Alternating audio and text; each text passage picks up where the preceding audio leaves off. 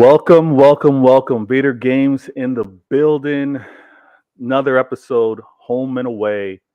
And it's episode 2 for home and away. And the reason why I'm always excited for this show and the debut was just last week is because I have a special guest.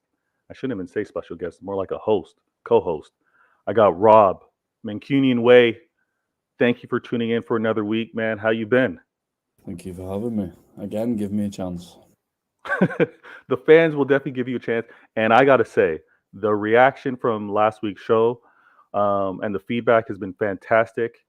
It's a dynamic that I've often done behind kind of closed doors, like side conversations, and to be able to do it live with other interacting and others seeing it is absolutely great because I have no problem asking questions and not knowing all the answers and being able to talk to you, being the home portion to this conversation is huge. So thanks again, man. Of course, I always like to go with the philosophy of we know nothing because we're continuously humbled by people who know more than us. So these are just opinions that we give. Is there some insight? Yes. Is there, things in our daily lives that we bring to these conversations? Me being in Manchester, all the rest of it. They mean something, but there's always somebody who knows more than me. So I'll just prepare for infinitely be humbled by those in the knows that just know, and I'm just a pleb. I'm just a local fan. Well, you know more than me, so that's gonna be the beauty of this dynamic right here. I'm gonna make sure all my levels are good so that we can have a fantastic show, and I think they are. So, viewers, Rob is the home. I'm the away. International fan myself, based out in Toronto. I don't consume football the same way. I don't interact with it the same way. I've told you guys this before, and thanks for tuning in. Jake Lee, thanks for tuning in. I've told you guys this before. I'm often envious for the interaction, for the way Rob and others like him are able to consume their sport and their club. I love it. So now we have a show. We're able to talk about that perspective. What came up?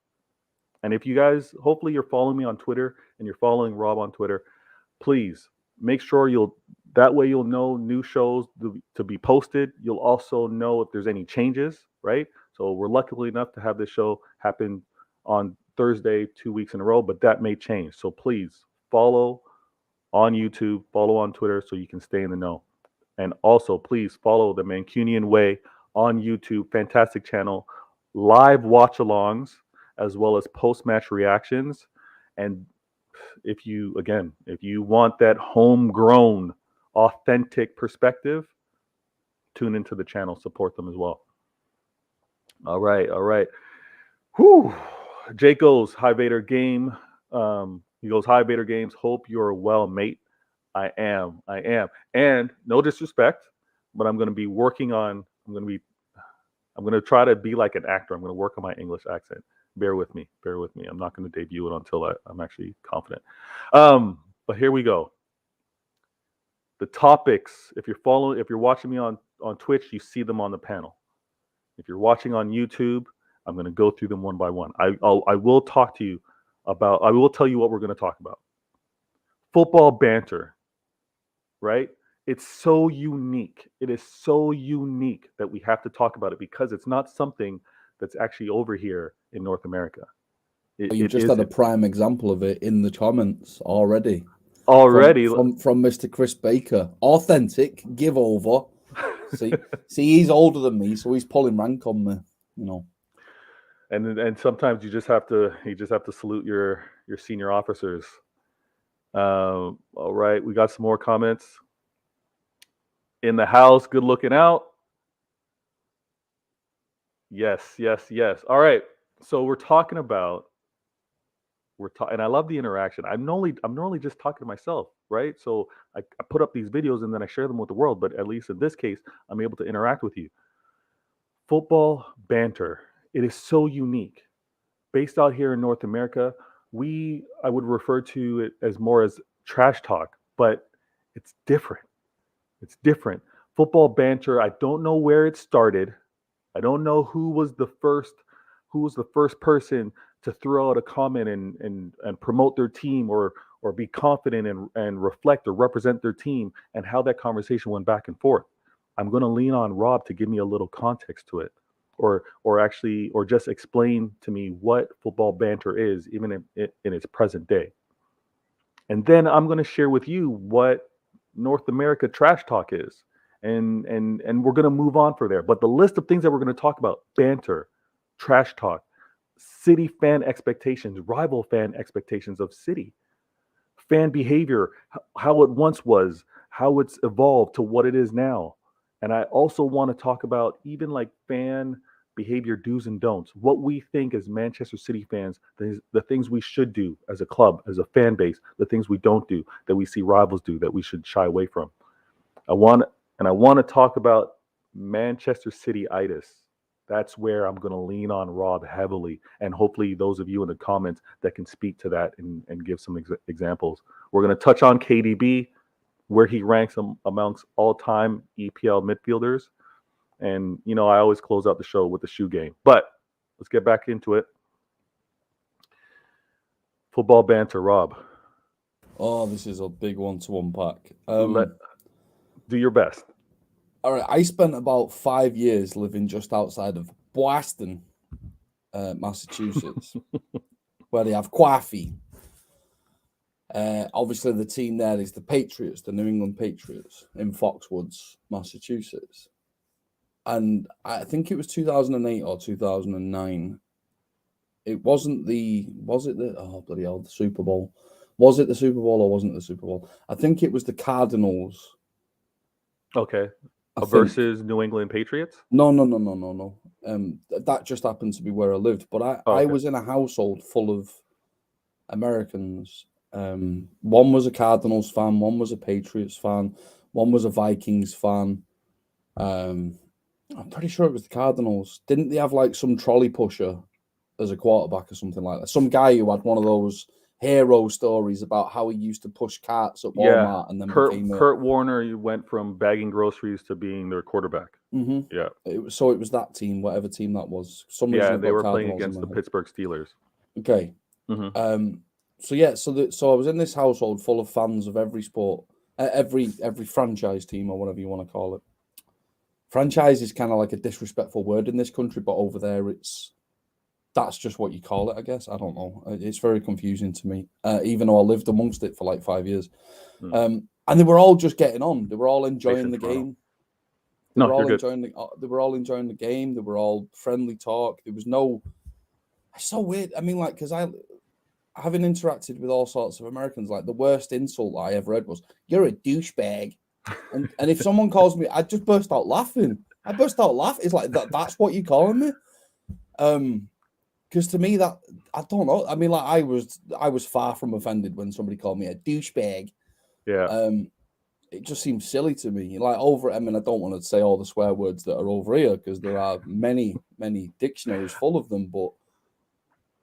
And there was it was just like, oh, the Cardinals are good, aren't they? Yes, mate, they're really good. And this was coming from like a Vikings fan and a Patriots fan. It was an appreciation for the sport without the well, he's crap or he's rubbish or he'd never get into my team or whatever. And over here, and I'm not saying that doesn't exist. Of course it must exist at some level or for some sport. It just wasn't in that situation that I was in. Right. Whereas over here, it's relentless. It's every day over everything. Like, Liverpool, for example, are constantly posting, or Liverpool fans, not the club. Liverpool fans are constantly posting. Liverpool would have won the league in 2019 if long range shots counted as double, and if appreciation of football kits was ranked, City you'd be getting relegated. Just constant waffle. But where did football banter start? I don't know. I made a joke a few months ago. There's this City fan, and he said some comments. He's a local City fan, and he said some comments that didn't sit well with me. But that's for another time, and I'm not going to name him. But one of the things, he got into an argument with an Arsenal fan, and the Arsenal fan said, City haven't got a history, you're just a small club and all the rest of it. And I was thinking, Manchester City first won a trophy in 1904. And Arsenal didn't win a what is considered a modern trophy, because I think they won like the London Cup or something back before, when the leagues was like a Southern League, a Northern League, a Western League, whatever, years and years ago, over 100 years ago. But they didn't win their first proper trophy until 1930. And I'm thinking, right, so just imagine for a second, Peaky Blinders style.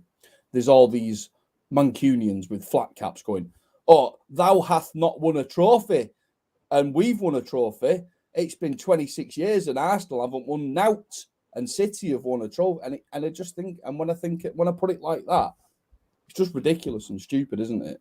Right. It's so moronic, like my club happened to be better than your club because your club haven't won that trophy. Sorry, I'm doing a very English accent there. I got you. And it's just silly. It's silliness. But at the same time, it's essential. It's about where you come from. It's about the representation of your town because don't forget, England is full. I mean, within 5 miles of Manchester. All right, let's not say 5 miles because I'm going to get someone with a ruler measuring in it. Within 5-10 miles of Manchester City Football Club, you've got Old Trafford where United play. You've got Boundary Park where Oldham play. You've got Spotland Road where Rochdale play. You've got Wigan another 20 miles away. There's so many clubs densely packed into all these tiny areas. And the other unique thing about England is if you're from North Manchester, you sound completely different to somebody from South Manchester. Even the words you use to describe things, like we have these constant debates in this country about, is it called a chip balm, or is it called a chip muffin, or is it called a chip roll, or is it called a chip batch? And that argument exists within a 10-mile microcosm. And that's over as something as asinine as a chip butty. And then it just scales up infinitely when you talk about football. So because there's all those teams in such a densely packed area, the banter has come from individual identities for over 150 years. Whereas when you look at America, the next nearest team to the Patriots is what? A team in New Jersey, say, or a team in New York, like in that size. The scale's infinitely massive. You can fit England into that New England area. England's tiny, but it's densely packed, and there's so much, so that I guess that's where it comes, and it's all about representation of you and you reflect your area, right? So Chris has just brought up their Rangers and Celtic because he's been a wind-up merchant, but that started in Glasgow, a city famous for its mills and shipyards and stuff like that, and it was Catholics and Protestants, and obviously religion used to be the main driving force of everything, right? That was religion was, you worked Monday to Saturday, and you did nothing on a Sunday apart from go to church, and it was like, well, we see religion in this way, you see religion in that way, therefore difference, right? And then one team comes out of that, the other team comes out the other side of it, and then it's like that's the origins of that particular story. And then you look at Oldham and Rochdale, two local teams to Manchester City. One was a mill town that produced, I believe, cotton. The other one was a mill town that also produced, I don't know whether it was cotton, but another fabric. And the competition between those towns was about who can produce the goods the fastest, the better. And there's a story from World War II where, I know I'm going way into the weeds here, but yeah, it's good. There's a story from World War II about the production of B-24 bombers, the American bombers that they used to bomb Germany. And California had that very famous woman, the woman with her sleeves rolled up, and she's got a fist clenched like she's tensing her muscles. And they built one of these B-24 bombers, I think, in a 2-day period or a 24-hour period. I don't know the specific time frame. But then in a town in Lancashire that was being bombed by the Luftwaffe, they built one in 12 hours, and and it was a competition. Like, we're under constant fire from fire bombs from the Luftwaffe. You guys are out there in California, drinking sangria and chilling out all day, and we can still get the job done better than you. And it's that level of competition. It's that level. That's where the banter comes from. It's like, our mill town's better than your mill town. the quality of our houses is better than your, whatever it is. It all comes from very arbitrary things, but it's deep rooted in the society, in the microcosm of society, in those 5-10 mile periods. And then you just copy and paste that throughout the country. You go to Sheffield United, who are known as the Blades, Sheffield Wednesday, who for some reason are known as the Owls. I don't know. Maybe that comes from them being night owls and working longer. I don't know. But there's a story there, and you just multiply that throughout the length and breadth of the country, and that's its roots. But now, obviously, football is now so warped from what it originally was, because now we're talking about £400,000 a week wages, £1 million a week wages, £100 million transfers. How can any of those mill workers from the Victorian era possibly relate to that?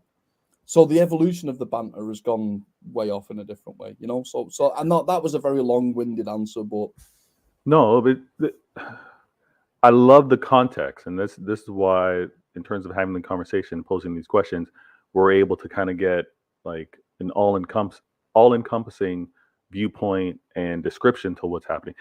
The football, also to kind of talk about with regards to football banter and like North American trash talk is, and you talked about it at the end, where it's about competition, right? Like, my side's better than your side, whatever reason you want to use, and obviously there's the competition between both sides, but it's like, we are better than you because of this.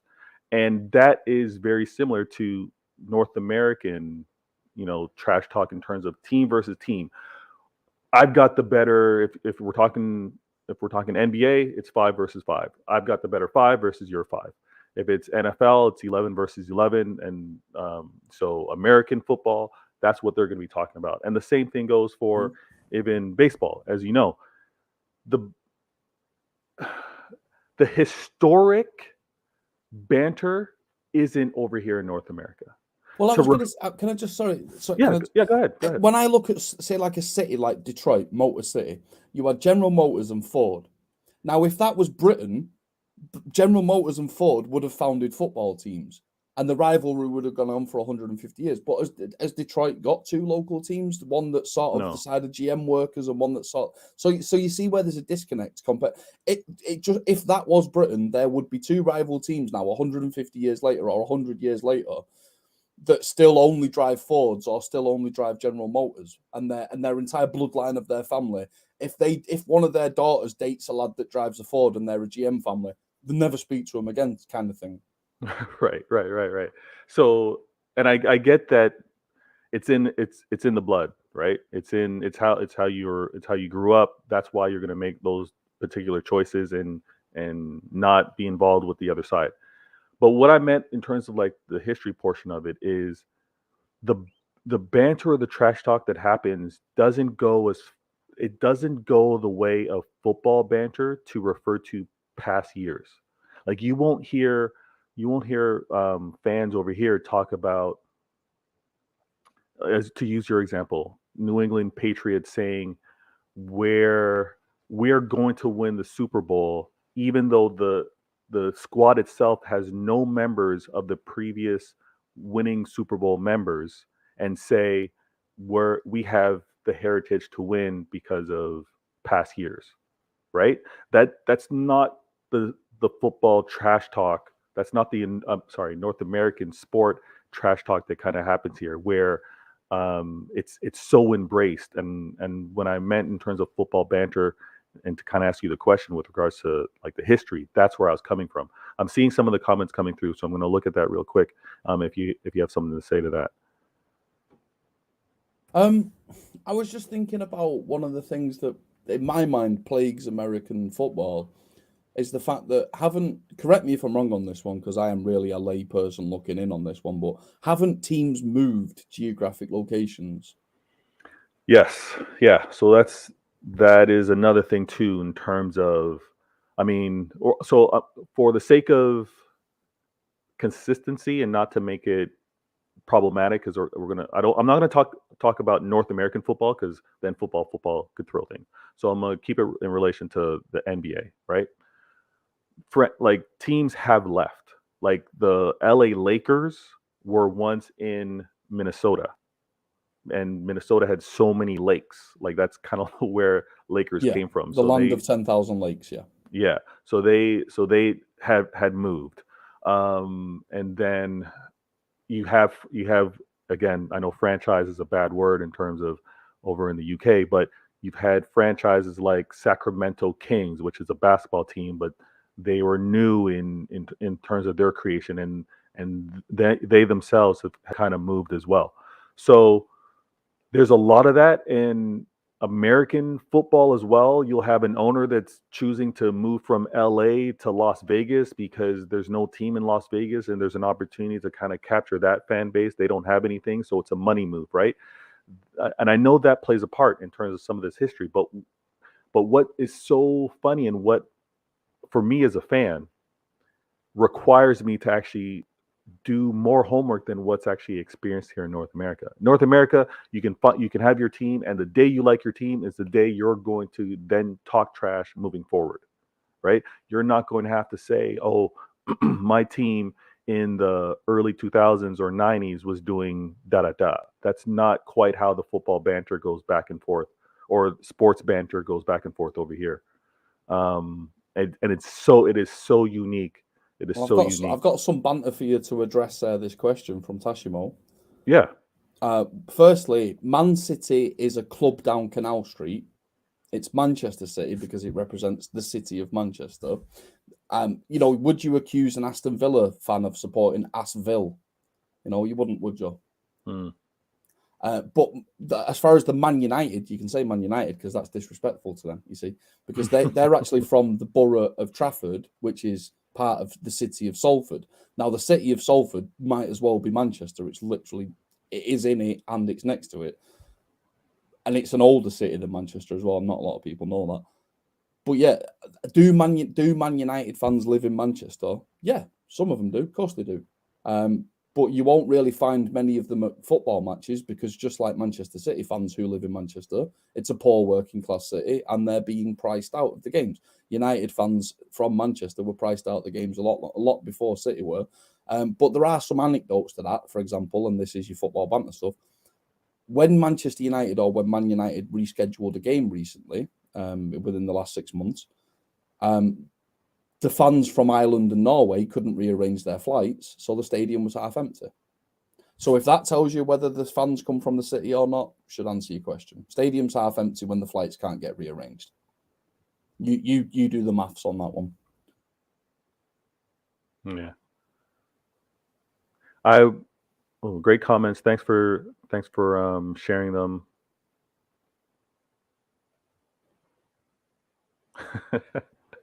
That's funny.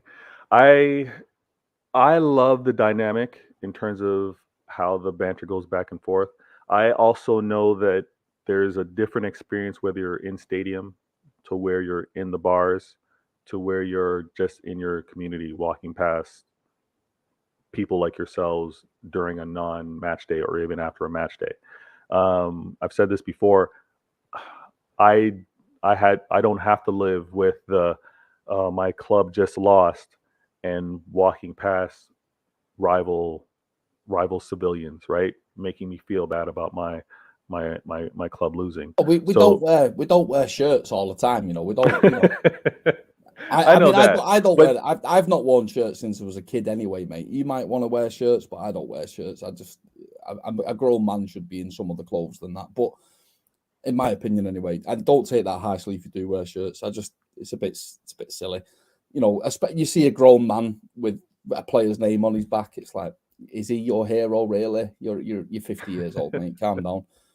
But so yeah, we don't keep yeah, account. We don't keep track of each other when we're walking past each other in the city of Manchester. Are you a blue? Are you a red? Is this street safe to walk down?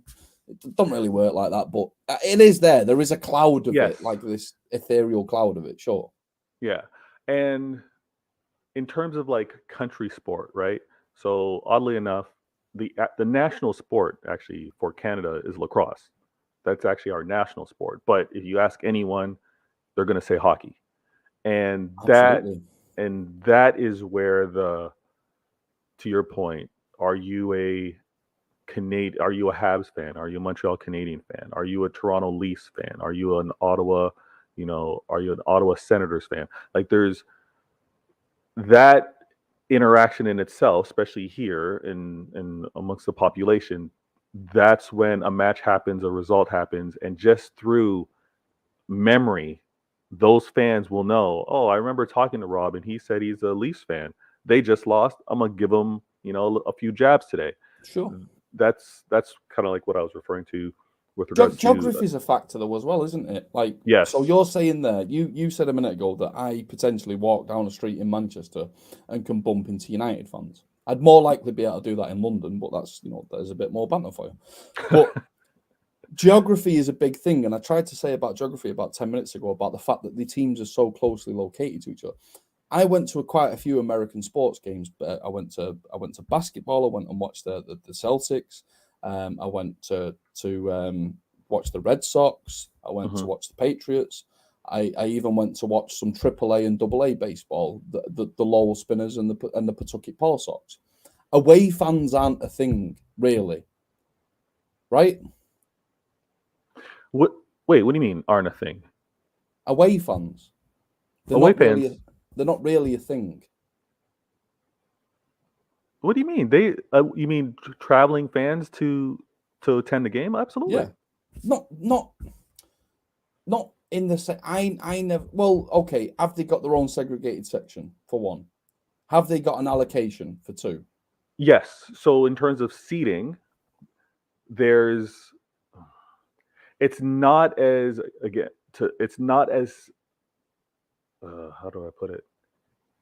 It's not as tribal in terms of these are home seats, these are away seats. Like that's not quite how the allocation in terms of seating happens in some of the stadiums. But you're right. I guess in terms of like the allocation of here's what we're going to be giving away fans, because away fans travel in such great numbers with regards to we're going to revert to the EPL. Yeah, that isn't quite the same thing here. You're right. I wanted to say this, and guys and girls, thank you for the comments. Thanks for chiming in. I think what's become so unique now with football and how fans now interact is that not before it would only happen in stadium, right? Like that's where the interaction would be. That's where, to your point, away fans and home fans and how they would interact. Now, through internet and through how socials are now happening, the interaction happens everywhere now, right? Like you can have many friends supporting different clubs in an app group chat. You can have interaction through, Twitter and Facebook and Instagram and just even with regards to YouTube in terms of content. What I want to ask is, have you seen a change in the fan base and how they would interact face to face to how they also interact online? Some of the things that I've seen online about the expectations of Manchester City, I have never heard going to a game. And I think if anyone ever said them at a game, they would probably get chased out of town By their own fans, by their own fans. Yeah. Okay. Can you get no names, but can you give an example of what you've heard? I think in the last 10 years, obviously, the expectations have changed of us home fans. So before 10 years ago, we look for when the season schedule was published, we look for the Manchester United game, the derby. That's the first game we look for. I still do. And secondly to that, we sort of in our heads do a bit of mental arithmetic and go, right, by January the 3rd, we might have 40 points to not get relegated. Okay. I understand. Those are the first two classic things a City fan would be looking for. Yeah. So City fans once would look at the fixture list, obviously mark that date on when they're playing United, whether it's home and away, and would also do some quick math to say, okay, we could get this amount of points to kind of secure ourselves to remain in the league. Yeah, and then, now obviously in the last 10 years, that's sort of Yes, yeah. I'd be ridiculous to still be looking seriously at the league table, wondering will we not get relegated. Cataclysmic things would have to happen for City to get relegated now. You know what I mean?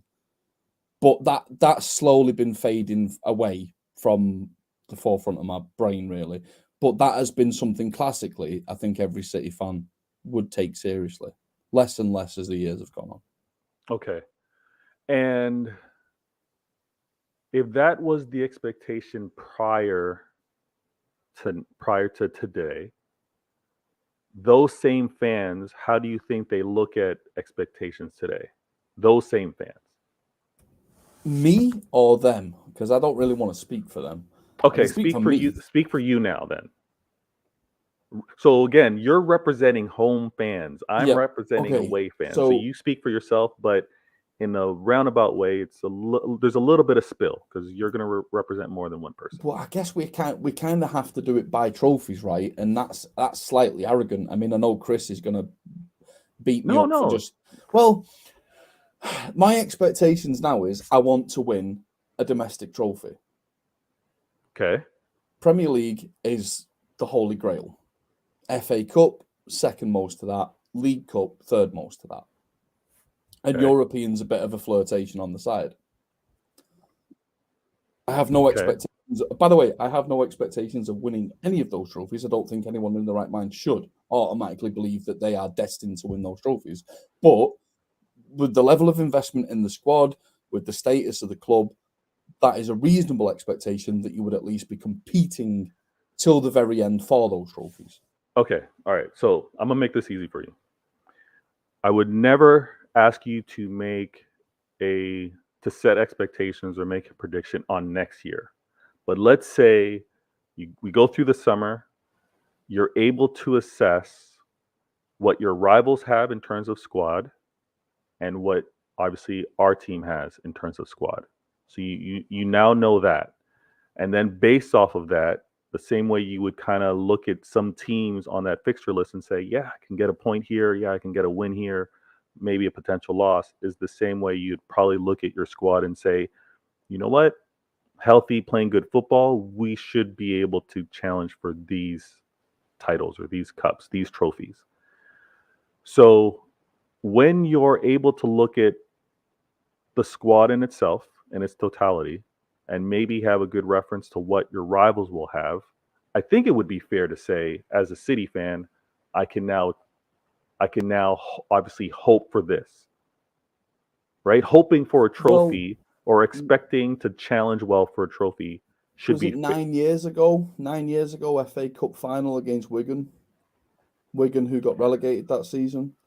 yeah, I'd say that 90% of the City fans went into that game confident that City had beat Wigan and get another FA Cup. We right. didn't. We We didn't. didn't, but expecting it is fine, right? I think it humbled us, if I'm honest. I don't think you take anything for granted in football, mate. But again, I would. So it's like I want to use a life example. Um, you knowing you knowing what you earn, what your expenses are, to then maybe in a course of a year expect to be able to buy yourself that flat screen Absolutely. TV. Absolutely. That's me as a person, though. Manchester City Football Club are a different animal. If I start saying to you, Vader, I expect City to win this, I expect City to win that, then colour me red, I'm a United fan. Okay. Okay. All right. Um, to go that far, that would reflect the type of behavior you've seen across the street.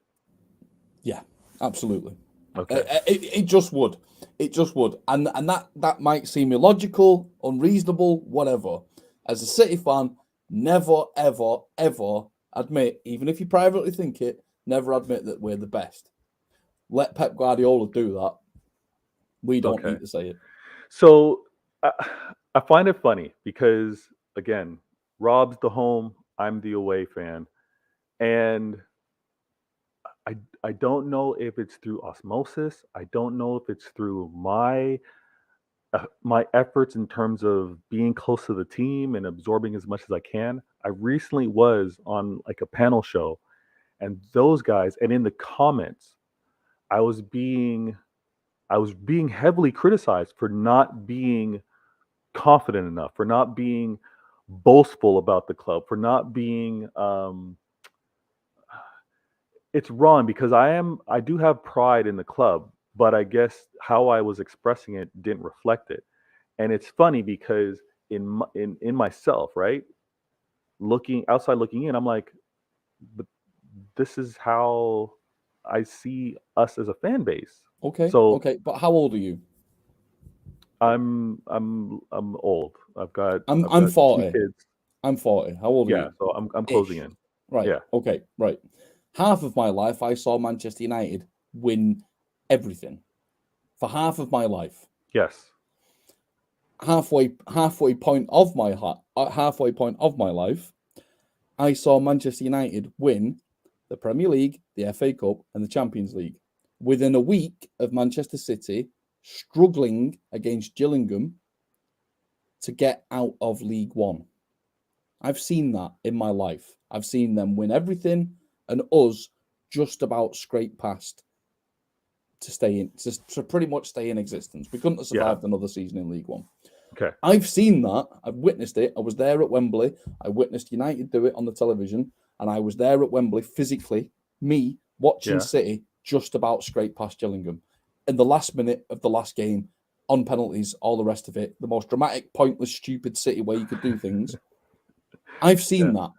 And what I've also seen in my life is Manchester City toss the apple cart out the window, dethrone Ferguson, and win nearly every trophy there is to win. I've seen both things. So that's why I don't have any expectations that it will stay that way forever. And I shouldn't expect it to stay that way forever because everything can change like that. I agree with you in terms of like not having the expectation and assuming that that will be the level of success. But where I'm pushing back a little bit and it's again what I've interacted with is now you looking at that team, that squad, and what and the talent that they had Yeah, and what they were. they're all phenomenal pros. They're all phenomenal pros. And for as much as I love the team of 20 years ago, the team of 20 years ago is not fit to lace the boots of any of our modern players, realistically. Okay, so now today, looking at the talent from top to bottom, the what I'm trying to understand is there is still the I'm not going to be setting an expectation because because of what I have seen in the past and the results of the past.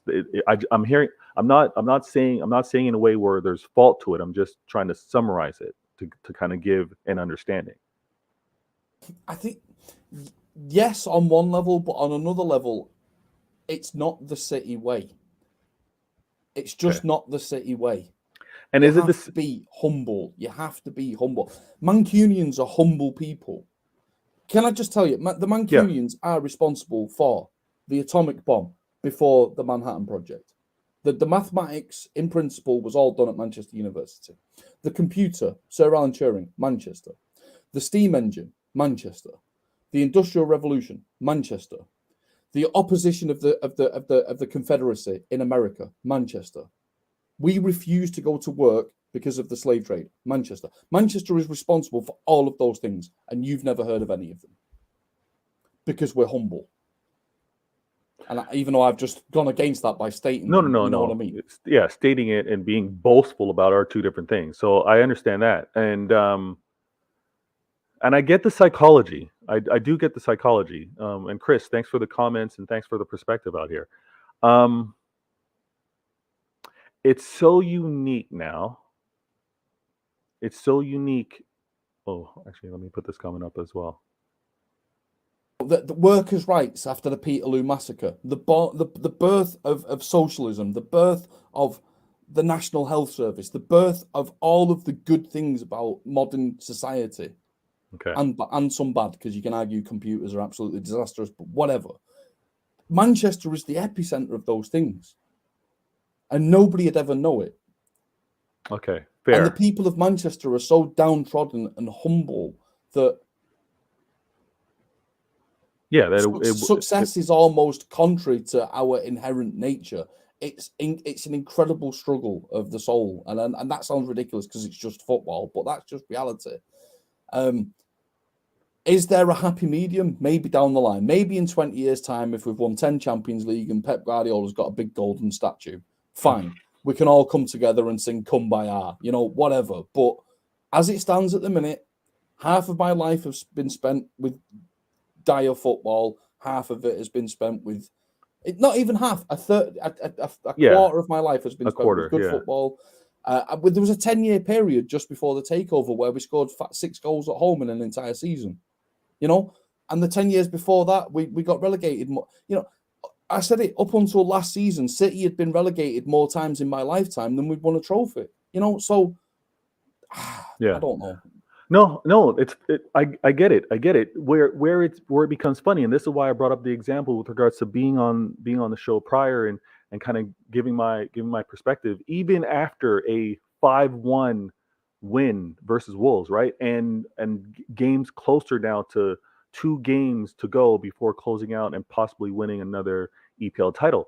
I'm on the channel. I'm being challenged. Where's the energy? Where's you being boastful about your team? Where's you already declaring that the league's won? I didn't have that energy. I didn't have that perspective. And not only did rivals on the panel point that out and question me, but I also had City fans now in the comments of that video saying, you got to get a better City fan on that panel. Be yourself, man. I'm not changing. You know I'm not my changing, friend. but You know my friend, the waffle head himself, king of the waffle, Martin Horsfield. Okay, his words, Martin, not mine. His words. Manchester City beat Newcastle at the weekend. Martin had a beaming smile on his face like the Cheshire Cat, and I said, Martin, we've got to play Wolves on Wednesday. A team, by the way, Martin, that over the years have absolutely pancaked us when they wanted to. So let's not get cocky about that one. Then we've got to play West Ham, a team that we've lost against this season already in the League Cup. Granted, we played kids. Granted, get it. West Ham are a massive team. It ain't over, sunshine. Stop celebrating prematurely because you'll just look ridiculous. Okay. When we've played the last game of the season and we lift the trophy, if we do lift the trophy, then you can have a 5-minute round of applause and then we get on with it and move on to the next one. Whatever. Then we went and signed Haaland. Martin beaming like a Cheshire Cat again. First thing I said was, yeah, he's a great young talent, but what if his legs are made of biscuits and he breaks down next season and gets injured? Got to keep humble. I hear that. It's a macabre humor that you've got to have. You have to be Job's. Have you ever heard the term Job's comforter? You've got to be a bit. No, I haven't. You've got to be a bit dark in your humor. You've got to be a little bit self. Yeah, a little self. Yeah, absolutely. I get that, and I very much get that. Now, the reason why I bring up this topic here now is because we, Manchester City fans, have this perspective, have this psychology. Whether it's PTSD, whether it's just how we are, this is what we have. I accept it. Now, I'm not going to talk about new acquiring fans that don't have that maybe history or knowledge, because coming in, maybe all that they know, whether it's the case of when they were born or when they became fans of the team, they don't have that understanding of the past, whether it's missed opportunities, whether it's just the state of the club at the time, and whether it's just not having the success to have that confidence. That's for another day, which I'd like to get into. But then now we have rival fan expectations, right? And obviously that is not to change how we look at ourselves and what we do. But rival fans that will now, I'm going to have to call that back. Rival fans that will have, actually, no. Sorry, Rob, can you talk for a sec? Yeah, of course, man. I always get confused by opposition fans that spend an awful amount of time talking about the football club we support. I never quite understand why they've got so much free time in their day to be occupied with thoughts of Manchester City. I mean, as one Liverpool, I'd like to borrow the phrase, are we living rent-free in their heads? I just don't get it. I don't spend my time on Liverpool streams or Arsenal streams or United streams or Watford streams or what. I just don't. I don't have to go. If they lose a big game, I don't go onto their channels and say, ha ha ha, you lost a big game. I'm just giving it a toss. They've lost the game. I'm focused on what my club's doing. Yeah, I think it's also, like I mentioned earlier, I think it's also the change in terms of how football is consumed and how interactions now happen because of because of the situation with all these socials and these apps and interacting. I mean, again, and that's why I kind of asked the question whether walking past a known rival or a known supporter of another team and maybe giving them a little jab here and there to where it is now, where people are very quick to point out my team won, your team lost, or your team's in the mud. I saw the loss that they just suffered. It had nothing to do with me, but I see it and I'm going to rub it in. That's kind of where things have moved. It's funny now because we're present day. We have Pep Guardiola. We have the players that we do have in terms of challenging this season. There's a lot of discussion with regards to who we will acquire, and there's been big news of actually acquiring Erling Haaland as well as Julian Alvarez. So there are players coming into the squad with more of a opportunity at success.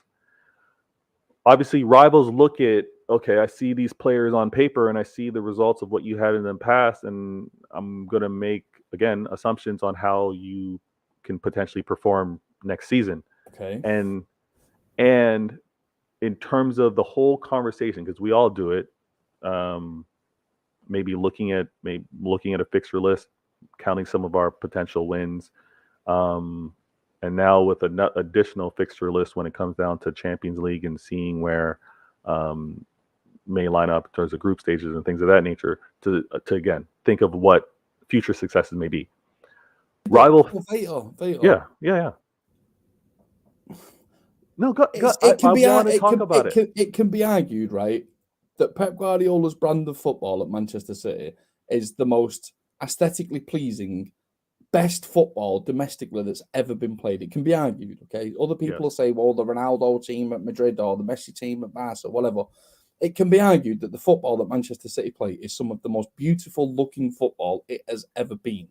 Yeah. And I have seen clips of grown men who support other football clubs not watching the football, but obsessed by counting the occasional empty seat in the stand instead. How sad, how sad must they be as human beings that instead of focusing on the beauty of the football, they're focusing on the fact that Alan from Gorton couldn't afford the £65 ticket. You know, it's ridiculous.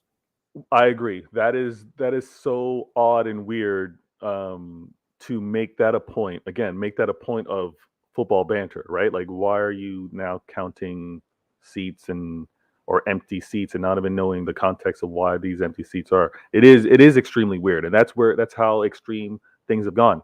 But it's funny because the expectation from rival fans, I should say, is because all they do is project what they see on theirs and then expect others to mirror it, right? They'll maybe look at how many, or maybe look at their fan stadium capacity and then project that to be the same for a rival, where we know that circumstances are very different, location is very different, right? Accessibility for fans that are maybe not necessarily in that city to commute to is different. So I don't get too consumed with that. But is there do you feel, as the home fan, do you feel a little bit of a tug and war with rival fans and the expectations for Manchester City to be at a level to compete for titles? Not that is an expectation for yourself, but that you hear that from rivals, whether they're saying, oh, of course you should be, look at what you've invested, or of course you should be, look at your manager, or of course you should be, look at the team and squad that you have. Do you feel that as a home fan? I mean, Everton spent 600 million in the last couple of years. Why haven't they won the Champions League? You know, Craziness. Chris just said it a minute ago. When City lost to Madrid, it's the happiest I've seen, Rob. He's not wrong. He's not wrong. Because you have to explain that. I watched 2 games of football at the Etihad and then in Madrid.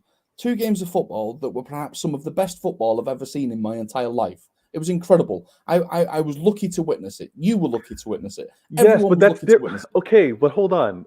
But that's you loving and enjoying the football that you watch is very different to the context of you being happy that they lost. But that's right? what we're here for, though, right? We're here. I'm happy because I got to witness such great football. I know, but how it doesn't reads, matter ultimately that my team lost. It doesn't matter. I get you. But how it reads is you are happy in the you know what I mean? Reading that sentence, when we lost to Madrid, it's the happiest I've seen Rob. Right, No lie. Well, City drew 2-2 to Oldham in 1998. Are you still losing sleep over it? No. Well, there you go then. Okay, so time has passed. I will get over it with the same amount of time. I hear you. Let me put these comments up on board, and thank you for tuning in, and thank you for the interaction in the comments. It's funny too because and here's where I'm growing, I'm maturing, I'm accepting, I'm protecting myself or guarding myself from a lot of the external criticism because at the end of the day, you're not going to please everybody. But I understand Manchester City in terms of the size of club that we are. I understand the recency in terms of continued success. I understand the reluctancy to be boastful and braggadocious and yelling at the top of my voice on how good we are. I understand all of that. It's just funny on how fans within our club have the criticism for how I am projecting myself as a fan. What you need to say to them, Vader, then is 2 of our most popular songs that we sing on a regular basis. City's going down with $1 billion in the bank. We're taking a piss out of the fact that we're rich as anything, but we can still throw it all in the bin. Secondly, we never win at home, we never win away. We lost last week and we lost today, but we don't give a fuck because we're all pissed up. MCFC, okay. We're beating teams 5-1 and still singing that. Okay. I apologise for the language, but that's the song. All good. It's all good. We've got to laugh at ourselves. It's what we are. It's what we've always been. So if someone's telling you, Vader, why you're not ecstatic that City have just beat Wolves 5-1 or 5-1. What was the bloody score? Yeah, it was 5-1. 5-1. The reason that you're not ecstatic and the reason that you're not jumping up from the roof and everything, and I'm not jumping up from the roof or anything, we witnessed Kevin De Bruyne score 4 incredible goals and Sterling score an incredible goal, even though Sterling got 8 because Sterling always gets 8, which is ridiculous. Yeah. But realistically, from the outside world looking in, of course City were going to go to Wolves and batter them. But before the game, we were all thinking, God, we're going to get beat 3-0. God, we're going to get beat 3-0. We're going to get beat 3-0. So when the game's over and we've won 5-1, Vator, perhaps we're not jumping from the rooftops because we've got to bring ourselves from we're going to get beat 3-0 to we've won 5-1. And we've got to find a measured middle ground because if we go too crazy and we say, yes, we've beaten 5-1, league's ours and everything, and then we get smacked by West Ham, we look stupid. Yeah. Yeah. You're absolutely right. It's and again, there's gonna be I think continued education and continued learning that rival fans are just gonna have to accept. They think that all clubs and all fan bases are equal. I know for a fact we are unique. We are unique as we are. So for them to put all their projections, they're just gonna have to learn. Do you know what the number one concern of any Manchester City fan that's been a City fan for 20, 30, 40, 50 years? The number one concern is that we're going to wake up tomorrow and our pants are going to be pulled down and we're stood in the middle of Old Trafford. It's all a dream. It's all an illusion. It's not real. Sheikh Mansour's not real. Kevin De Bruyne's not real. Raheem Sterling's not real. Sergio Aguero wasn't real. I mean, I'm even seeing conspiracies at the minute, by the way, saying that Sergio Aguero moment in 2012 was staged. It was rigged, put your tinfoil hat on, all the rest of it. City fans of a certain age are all dreading that day when they wake up and get told, that was a night, you slept for 10 hours, John, what was your dream all about? Oh, I dreamt that City were a big club.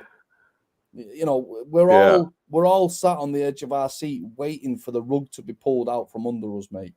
So we cannot afford ourselves to get that excited over something that we all believe isn't real. We've not bought into it as a reality yet. We're still dreaming.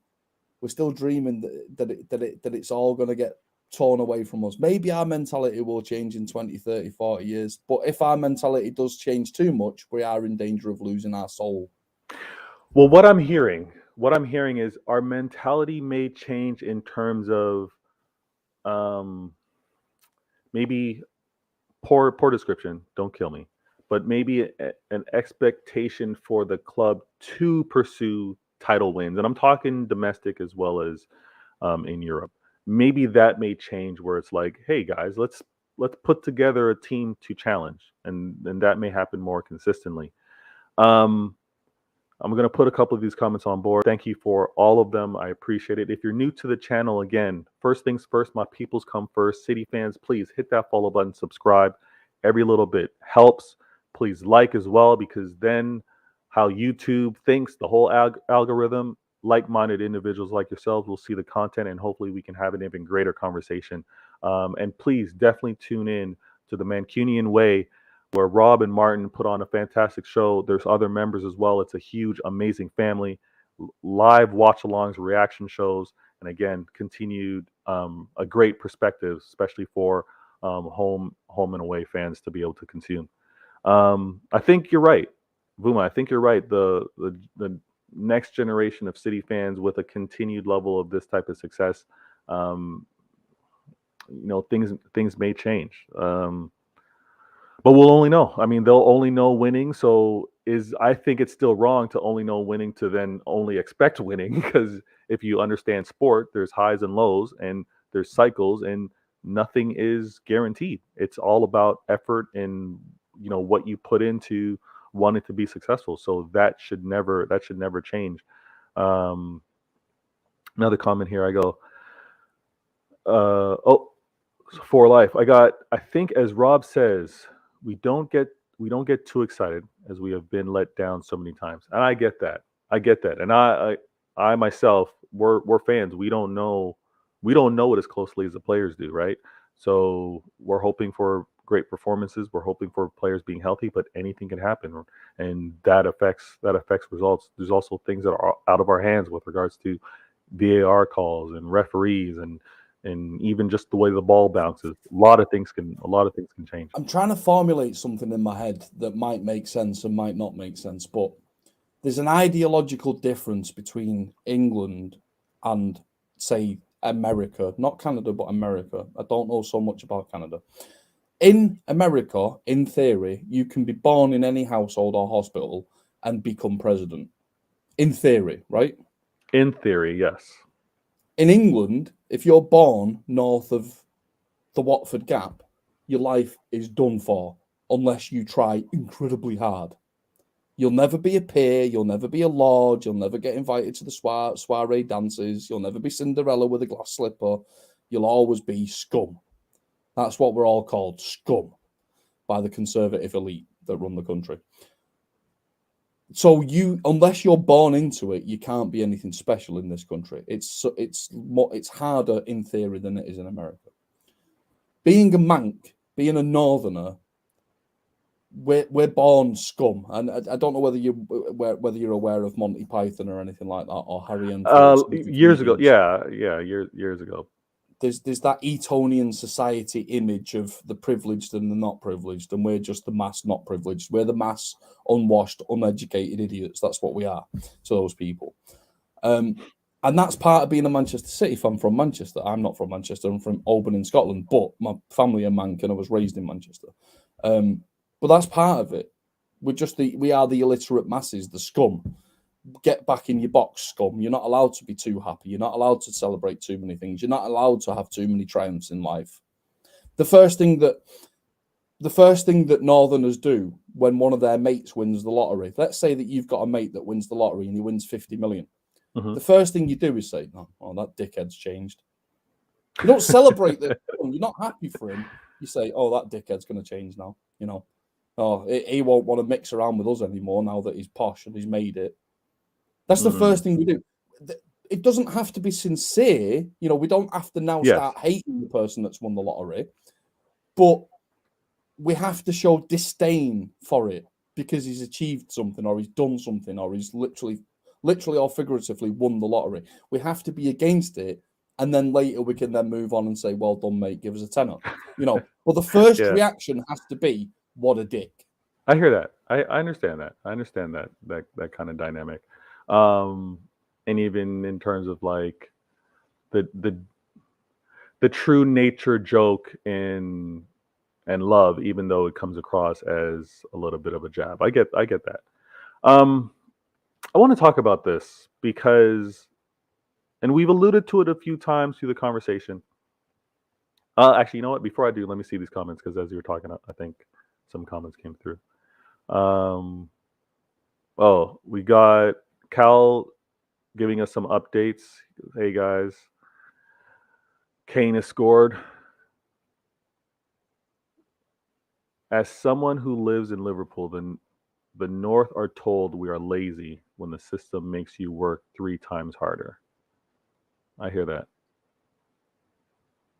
Oh, thanks for tuning in and thanks for the update with regards to the match. We're going to talk about. I want to talk about fan behavior, and we again, like I said, we've touched on it a few times, but just in depth. What is the home fan, or I should say, what is the Manchester City fan, homegrown, at a home game and at an away game? What is that in terms, like, how could you describe that? Got a little story for you about Yeah. fans. I was thinking about this because you sent me a list of topics that we were discussing. Was it the 17-18 season or the 18-19 season where City played against Liverpool in the Champions League? And we went to Anfield first, and they smashed up, their fans smashed up our team bus. Yeah. If you remember, they Yeah. threw bottles at it, threw bricks at it, and all the rest of it.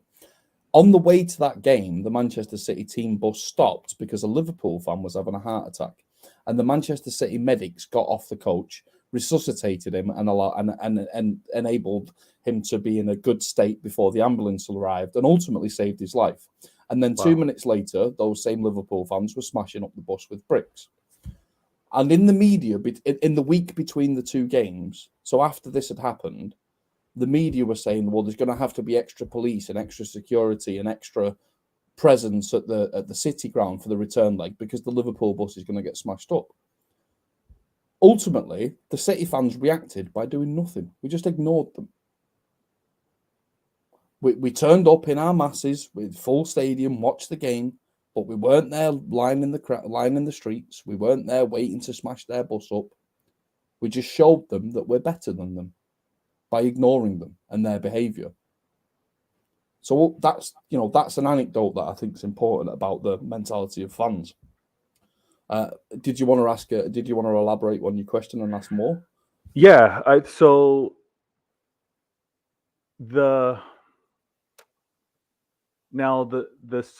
guess the support of the team and the banter of the rival team. Is there a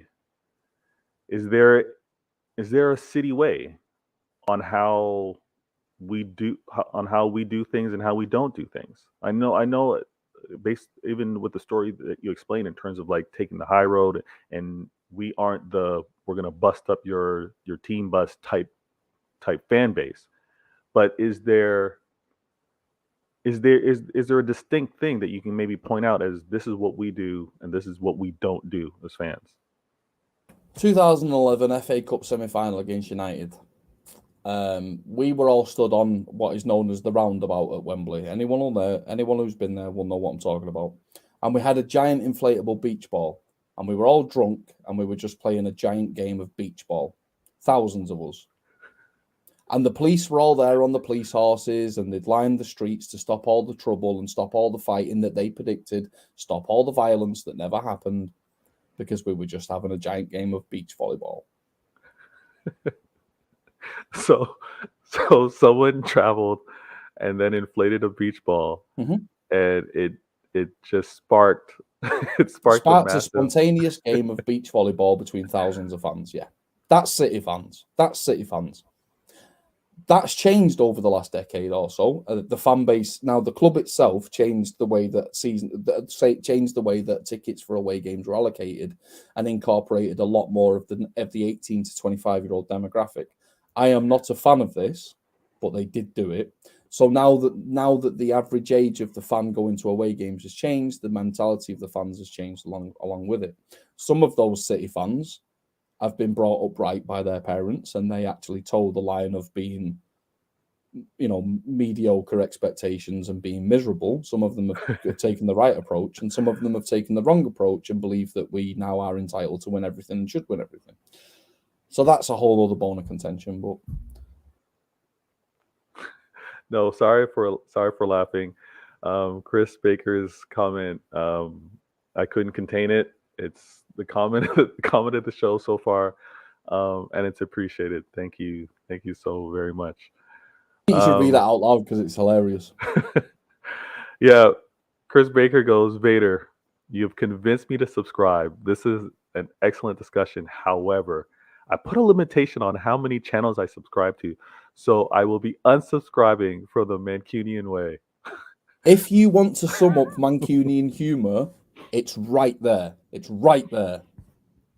I love it. And I feel for it. Thanks for the love. Okay. Now, I will have to say, and it's no different than real world, right? What we happen to do as individuals in real life, amongst others, being respectful, being understanding, it is a swamp. It is a cesspool. It is a nuclear Holocaust aftermath experience on the socials sometimes. Talking about Toxteth. Sorry, what? The life within some of these social channels is very different in terms of what that interaction is. But I will say this. I think as a whole and as a fan base, because of that nature, it gets mistaken for not being a proud, not being a loud, not being a supportive, not being a large fan base, right? I think because of the humbleness that you described, because of the content, I'm going to say content nature of the fan base. I need to push back on you instantly, and I Go ahead. apologize Go for ahead. being No, rude, go ahead. but Go ahead. you said not large fan base, but I will say one thing to you. Domestically, we have got a large fan base, and I'll tell you why. We got relegated, and what did we do? We had a 33,000-seater stadium after we redeveloped the Kippax for 96 season. We got relegated down into Division 1 and then down into Division 2. The thing we did was build more seats to fit more fans in. More people wanted to see us play terrible football, awfully, and get relegated. We had to build more seats to incorporate more fans to share the misery of how terrible we were. And no, so when I say what I was describing in terms of when I say small, I don't mean in terms of numbers. I mean in terms of the voices that will detract from rivals, or the voices that will maybe question the manager or question players. Like, again, we aren't like that by nature. And I think what's so different is that perspective isn't recognized by rivals because they are on the opposite end in terms of all of that. They're loud. I think we do it. I think we do it because it would be unacceptable for you to get 19 other fans of other clubs onto your YouTube channel. You all pull your trousers down and measure who's got the longest penis. That's why we do it, because that would be unacceptable. We can't do that. Okay. I'm sorry for the analogy, but that's basically what it all is, right? It is a measuring up contest. Absolutely. Let me hit up these comments. All right. Yeah, but Chris is still subscribed to Man City Fan TV. Oh, I think I'm missing a interaction here. It's an old channel that we all used to be part of.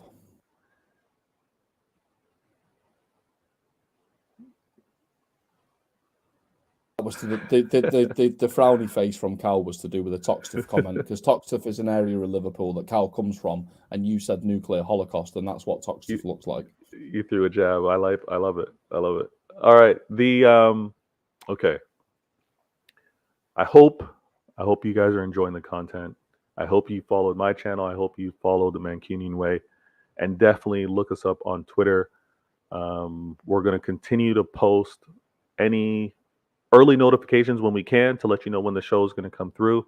I love to be able to talk to the home portion of this with regards to Rob, and me to ask my questions as the away fan, not being interacted. I can proudly say that I've seen Manchester City play in Toronto, and as a fan, it was so, it brought so many things to light with regards to seeing not only seeing the team play. Yes, it's an exhibition, but to also be able to have the perspective and seeing the size of these players. I saw Yaya maybe less than 50 meters away, and the size of a man and on the pitch was amazing to actually witness, because then it gave more perspective to the skill set and what he brought to the game.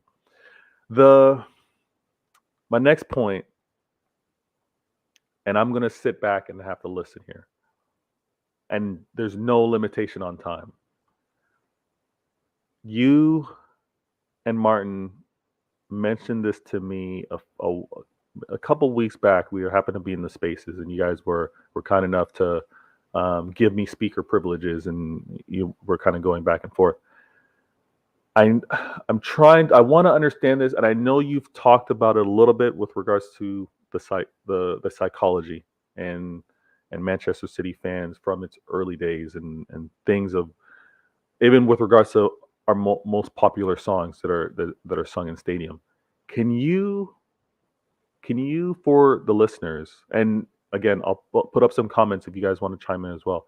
Can you give your definition to Manchester City-itis? Well, City-itis can't be defined. That's the City-itis about it. You can apply City-itis to all sorts of things. There are many things that happened before my lifetime. I think that City scored the most goals in a season but got relegated or something, you know. City-itis, you can even extend the bounds of City-itis to the 1956 FA Cup final when Bert Trautmann broke his neck, carried on playing. In a way, that's City-itis, because that's doing things the hard way. Nobody should have to have their expectations of their goalkeeper breaking the neck and then carrying on. That's completely unique to Manchester City in a cup final, you know. City-itis can also be when we fell from grace and we went into Division 2, League 1, as they call it now. We'd fill our stadium with more fans than some Premier League teams were getting. We were getting more fans at Main Road than Arsenal were getting while they were winning titles at Highbury. And then every single team we played against in Division 2, we then recreated their ever highest attendance records for fans, because we were taking droves and droves and droves of fans to these grounds that had never seen droves and droves of fans. And the City-itis thing about that is that ultimately we get bantered now for having no fans, yet we had the most fans. That's City-itis, you know. There are other things like going to Wigan, losing that final to Wigan in 2013. That's City-itis. United wouldn't do that. Liverpool wouldn't do that. No quote unquote big club does that, but we do. You know, signing Rodney Marsh before my time, the £1 million man, the guy that was revolutionising football, a great talent. City were top of the league. Sign Rodney Marsh. We don't win the league anymore. Jack Grealish, the Midlands maestro, the best player to come out of Aston Villa in 30, 40 years. It comes to City and he's absolute biscuit legs. Champions in 1937, relegated in 1938. Who does that? Even Leicester don't do that. What else? There's so many things that can be said. I mean, losing to Real Madrid in a 2-minute period almost. Nobody, United don't do that. Arsenal don't get to Champions League semis, but maybe they do in their history. Scratch that from the record. Chelsea don't do that. Nobody does. Liverpool certainly don't do that. 100 goals getting relegated. The Wigan again in the FA Cup a couple of years ago when Fabian Delph got sent off. Was it Fabian? Yeah, Fabian Delph got sent off. Will Grieg. Kyle Walker had the season of his life. We were on for the quadruple. It was January. Kyle Walker had the season of his career. Best right back in world football. Suddenly falls over and forgets how to play football. Will Grieg, a 1 in 10 striker, takes the mick out of him like Vicinius did to Fernandinho. Scores a goal that knocks us out of the FA Cup. Quadruples over. It was the easiest game ever. And the amazing thing about it is Wigan get an average attendance of 10,000 fans. City go to town. City go to Wigan. The stadium's suddenly at capacity and they have to get more seats. Yeah. City-itis is everything. It's everything in everyday life. It's the reason we're not all millionaires. It's the reason, we have to have that miserable outlook on life. There's so many opportunities. City, a couple of years ago, we went 2-0 up against United at home. United were terrible. We went 2-0 up against United to win the league against United in our own ground. We lose the game 3-2. City a couple of seasons ago failed to get a result we needed to get, and then United lose against West Brom at home to win the league for us. Yeah, yeah. And therefore claim credit for winning the league for City. We we just do ridiculous things, and it doesn't. I mean, Manchester City this season have been incredible. Last season were incredible. The season before were incredible, but we still do stupid things, still do ridiculous things. So I hear that description and explanation, and the context is fantastic because it encompasses everything. All right, it takes into account the history of Manchester City and also the mentality and how things are looked at today. So what you just broke down makes absolute sense and provides a really good perspective. Now, let me ask you this.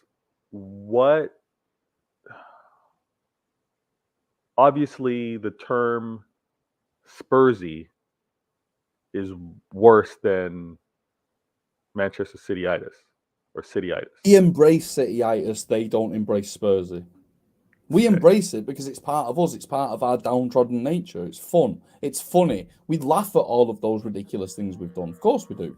Spurs don't. Spurs take themselves far too seriously.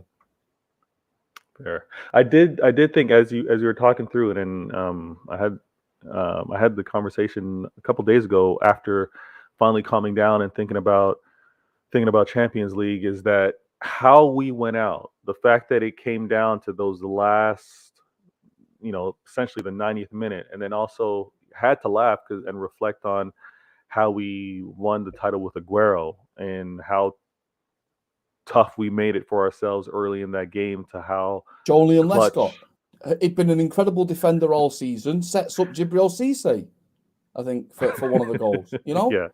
Richard Dunn, who's got the honour of being a City legend in some people's eyes. He was an excellent player, but I wouldn't say legend. Legend is a status that's thrown about too much. But he scored an incredible number of own goals.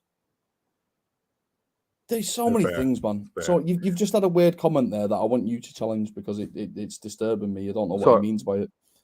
But the latest one? Hold on. IMAX it football. Oh yeah, I want to say IMAX. He has a great channel. Provides. He knows the stuff. He is a City fan. So hold on. So I don't understand that question because I don't have any standards. Your standard is way too high, bro. We are at the top and still building. Imagine that. Yeah, give a little more context, IMAX. Because I have no standards or expectations of City. No standards. If you tuned in earlier and if you've missed it, and it's a great show. We still have a few more topics to handle, KDB being one of them. But Rob's giving context with regards to how expectations are, where the standards are, and his approach with regards to Manchester City season by season. Great. Please tune in and catch the beginning of it after this stream. And I encourage all of you that are new to the channel, please hit that follow button, hit that subscribe button. Make sure you hit the bell so you have the notifications. This is a show home and away. Mm-hmm. I'm talking with. Go ahead. Sorry, I was going to say there's something funny there in IMAX's badge. He's got the old City badge. The badge. Did you know why we had that badge? We had that badge because we let the patent expire on our old badge. So we cheaply got someone to knock up that badge because we didn't want to pay the bills to retain the rights for the other badge. And then they put 3 stars on top of it. Stars which are usually reserved for World Cup winners or whatever. Yeah. And when asked why we put those stars on it, purely decorative. They also put the Roman eagle on there. Manchester wasn't a Roman city. Salford was a Roman city, so we couldn't even get that right. So that's City-itis. I love it. I love the context. Let me hit up these comments real quick, and I'll get back into it. Let me get to IMAX. All right. No, I think his point is he was liking what you were saying, and there was a little irony in what he was posting there. Let me get back. Sorry, viewers, and with regards to the comments, I'll get to it. But what I was saying is, if you're new, please hit that follow button, subscribe. Definitely tune into the Mancunian way. Support that channel as well. The content is going to be coming through a lot more regularly. We've got a fantastic season that's coming close to an end. There's going to be an off season, and we're obviously all fans of our club. So let's continue to have the conversation throughout the year. Let me put these comments up. Apologies if I didn't put them up already. I want to make sure I get everyone. Update 2-0. Kane scored. Thank you for that update. Give you one example of me being a cocky City fan. Yeah. Before we played Tottenham at the Etihad, I said the phrase, "Lads, it's Tottenham," which is the phrase of Tottenham. You know, they always bottle the big games. And then what happened? Tottenham beat us. So I got too cocky and I got put right back in my place. Fair. Fair. So we got to remind ourselves, and we got to remind others. I don't see enough of us maybe calling out other City fans, and maybe we don't need to do that in front of company, but behind closed doors, we'll remind them. Nah, we don't do it that way. That's for the others to do. Great comments coming through. I'm putting them on screen. I'm gonna thank you all so very much, and thanks for the viewership as well. I'm gonna look to do more. I think I can actually manage for Thursdays around this time to be a reoccurring occasion with regards to the show. So can I ask, and I don't know whether we're wrapping up soon, but can I ask, you've heard what I've had to waffle about. I've talked a lot of crap. Chris there just said that it should have been a pigeon instead of an eagle. That would have suited Manchester down to a T. You've heard me waffle. Yeah. Do I need to get back? You know, am I a dinosaur? Should I be put out my misery? Should I go to Dignitas and just end it all? Am I outdated? Am I surplus to requirements now? See, you can be honest. You can be honest. But okay, here's the thing with regards to being a dinosaur, or however you've been labeled. There's context to why you are how you are, right? And that's why it was never really a problem when I tuned in to your shows and heard your perspective, because you give it some time. Maybe in the first 5 minutes, no, I'm going to be like, what is this guy talking about? Like, why shouldn't Manchester City be expecting to win this game or win it comfortably? Or, you know, why is it based off of the 11 that we see starting to not expect a comfortable or not expect a controlling performance and win, right?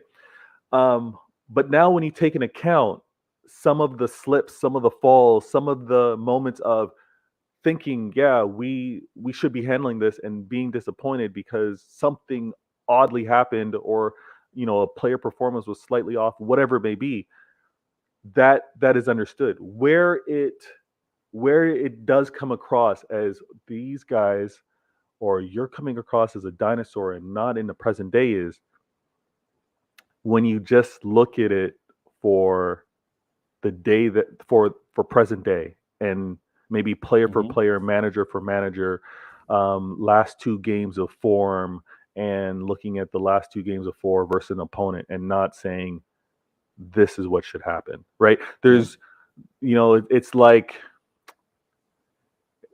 you in your professional life. Yeah, maybe you've had one or two bad meetings in the past, but you've been crushing it as of late, right? You've been crushing it, putting together some great presentations, some great pitches, winning new business. But me as a fan of you saying, I don't know about him today. All right. Well, why do you have a bank account? Why do you save money? Well, I save money. Well, why not just get your wages and spend it all? The reason you don't do that is because you don't know what's coming next month. Yes. But I don't think I'm losing all my money in the next 90 minutes. Okay. I mean, but look, Ali just said it a minute ago in the comments. He said Martin was talking in the last 5 minutes of Martin's stream when he was doing the watch along for the Champions League game. Martin was talking about going to Paris. It's a great city. He's excited to play in the Champions League final. And then 30 seconds later, we're in the bin. We're out. Because he got cocky. So that's City-itis.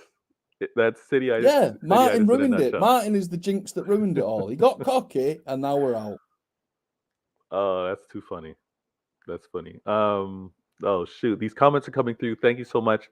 Let me look at the next topic that we're gonna be jumping into, and it's the last topic of the day before I do our shoe game outro. Is going to be KDB, Kevin De Bruyne. So I'm going to put these comments on screen. I think the oldest we're going to be label anyone are dinosaurs. We're not going to go beyond that. We're not going to describe anyone as fossils or dodo birds or anything like that. We're the oldest we can be as fans in terms of maybe our perspective will be dinosaurs. How long does he feel it will take us to win a UCL title? We are going to talk about that. In a nutshell, I'm going to say we can expect one before Pep retires at Manchester City. That is as far as I will go with regards to an expectation. I don't know if Rob wants to do that, but that is as far as I will go. And the reason why I'm making that prediction or having that assumption or expectation is because I think that's what Pep's driven by.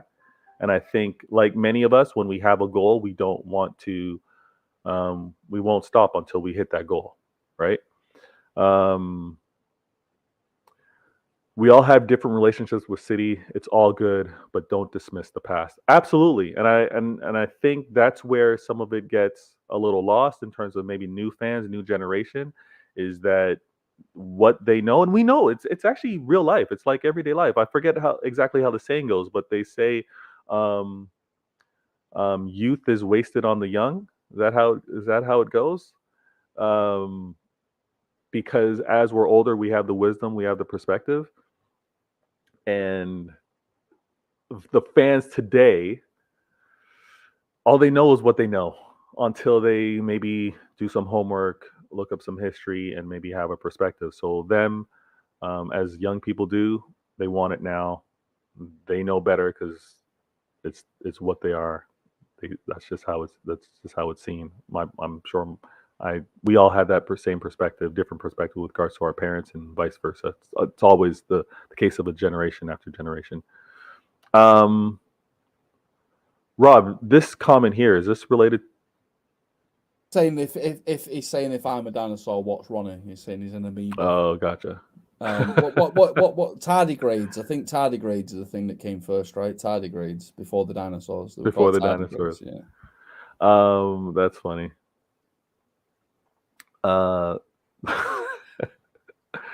Guys are having a fantastic convo in the comments, and I appreciate every one of them. Thank you so very much. Yeah, I mean that's that is actually going to be a show of ours. I think I would like to talk about the difficulties of winning. The Champions League is a whole other topic that we can spend some time on. We can spend a good amount of time on. So let's get into the final topic of the show. And rightfully so, it's bubbled to the surface because of the performance that was just displayed last night by Kevin De Bruyne, putting in 4 goals, 3 goals on his left foot, 1 on his right. Could have had a 5th after hitting the post late in the game. And again, selfishly, I put this as a topic because, like I said, I jumped on a panel show post game. I modestly said that KDB I have them 6th as an all-time EPL midfielder, and murdered in the comments. Some of the panel were pretty surprised that I was, I guess, so nice to put KDB there. Many of them said that they had Scholes, Keane, Lampard. I think they said KDB surpassed Gerrard.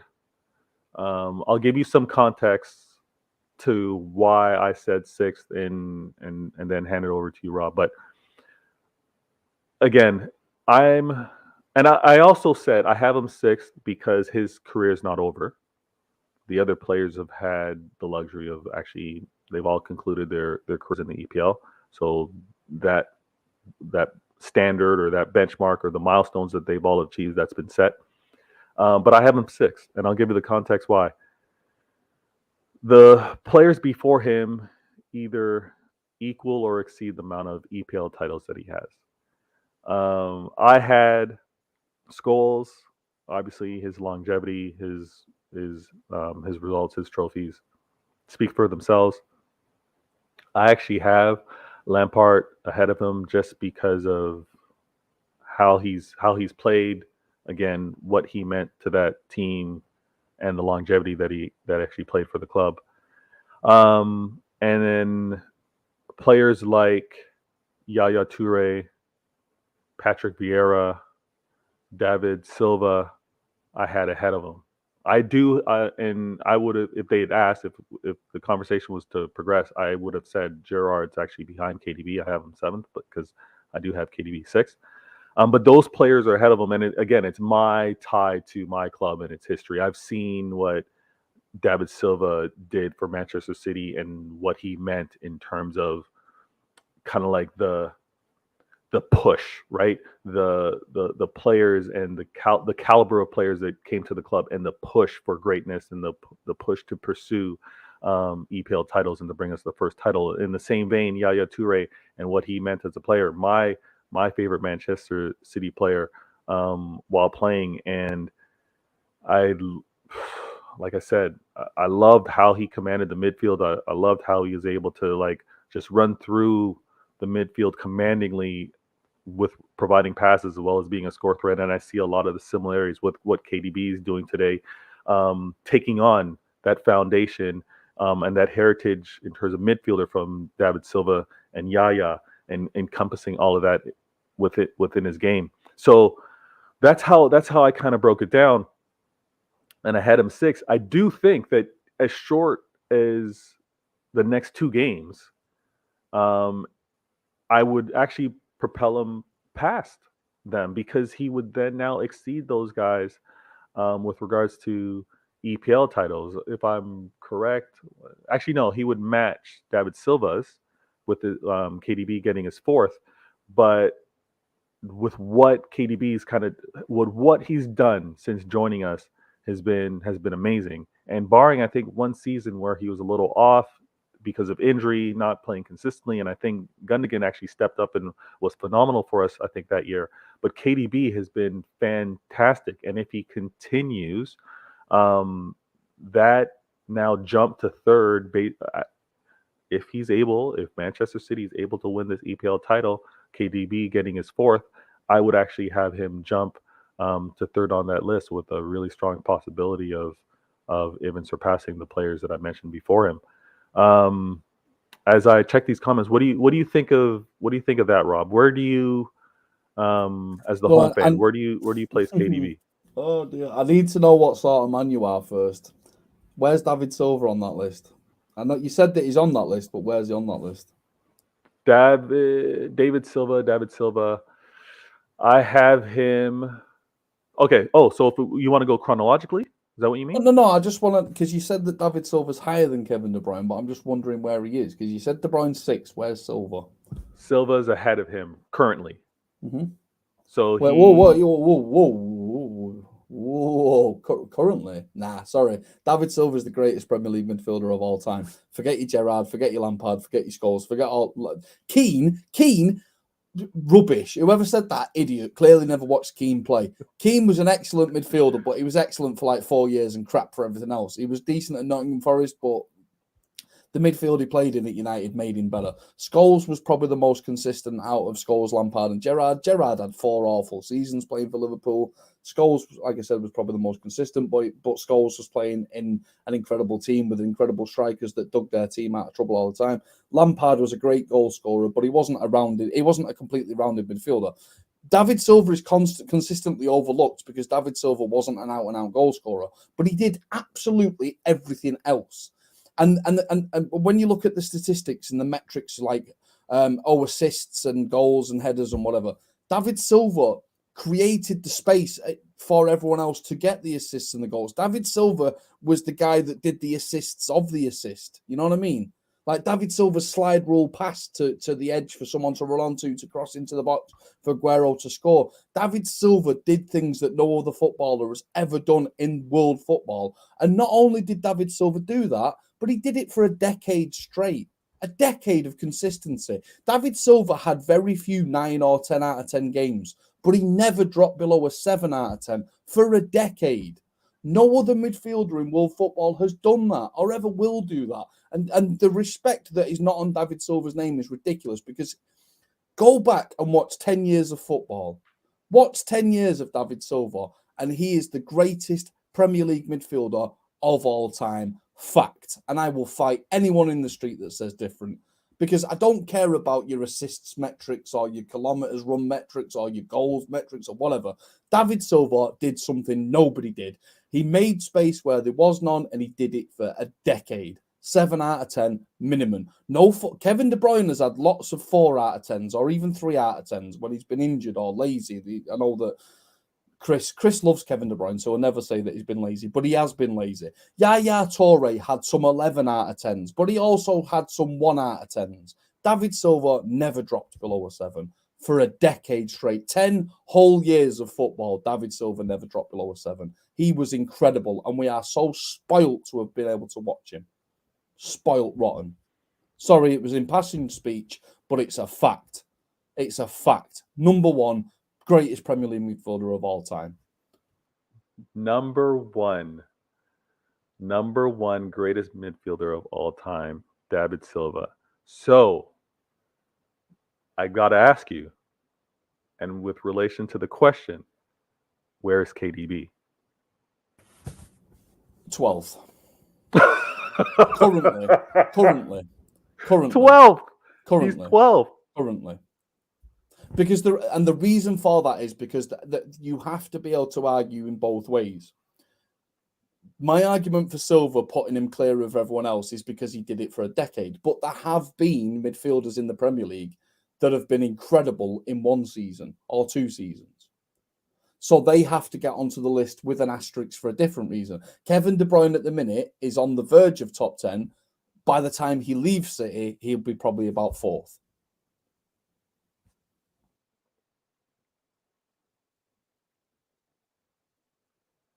By the time, I need to say it out loud again, viewers. By the time he leaves City, he'll have a chance of being 4th all time. Present, current day, right now, you're saying he's 12th. 12th was a bit dramatic. Probably about 8th or 9th. Probably about 8th or 9th. But yeah. Okay. I got to put these comments on screen.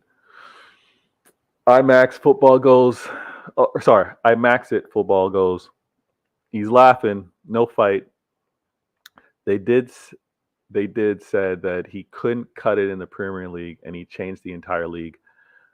Oh, won't go number one, but two. Okay.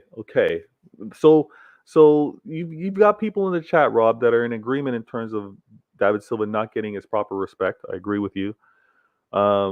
Should be higher up. I myself,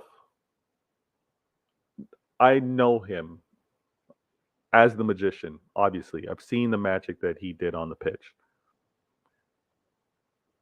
The complete midfielder is where I kind of challenge and push a little bit, and myself in particular, the love for Yaya was because he did it all. Like, Well, what did David Silva not do? from a defensive perspective, in terms of Shutting you down, mate. David Silva was our number one defender defensively when it came to tracking back from a midfield perspective. Yeah, was there as the six. Yeah, absolutely. But David Silva did his job. So he cut past in lanes. He made tackles high up the pitch. He made tackles in the middle. And he always tracked back. What's the one thing we say about Bernardo Silva?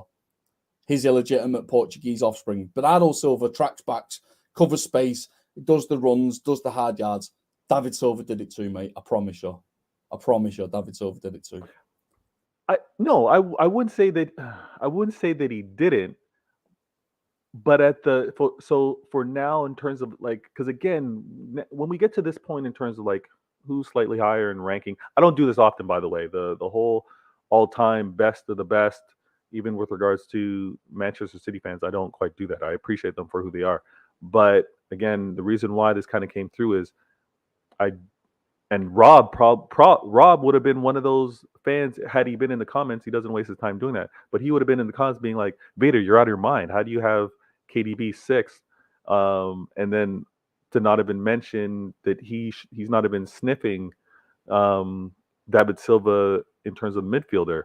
He would have been one of those guys. So he is. He's very good, De Bruyne. I love it. No, I love it. It's funny, and I think the conversation is great to have, because what I cherish more, and thank you everyone for the comments.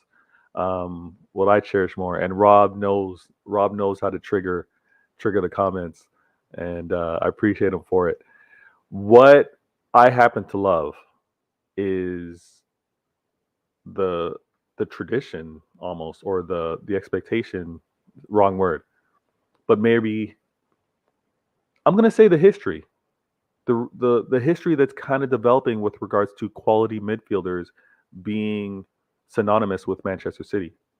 I love that KDB in this present day has built himself, or has added to the midfielder foundation that has been established by David Silva, who is ranked number one, and Yaya Toure, who's highly ranked within there. I love it. Just get theoretical with me a second, right? Do you want a girlfriend or a wife that... I'm married. But... No, I'm not. This is what I'm saying in the realm of theory. Do you want a girlfriend or wife who cheats on you one week, but then is the best partner in the world the next week, buying you gifts, loving you, showing you affection in the ways you want, communication's amazing, you're having a great time, but then the next week she cheats on you again? Or do you want the girlfriend that there's still an air of mystery, you don't quite get what she's about, she doesn't quite get what you're about, but she'll consistently stick by you and you'll have a great time and learn to develop and to love each other? David Silva's one of those, Yaya Toure's the other. Wait. You need to give context to that. Why is Yaya Toure the cheating wife? Because Yaya Toure, in one season, almost single-handedly won us the league. Almost. He certainly single-handedly almost won us an FA Cup. Semi-final and final. The goals against Stoke and the goal... No, 2011. The goal against United in the semi-final. Oh, yes. Against Stoke in the final. But then when he left City, he said, Pep's a racist. He hates the club. We've got no fans. We didn't buy him a birthday cake. We're crap. But I know that. Hold on, Rob. But here's the thing. Yaya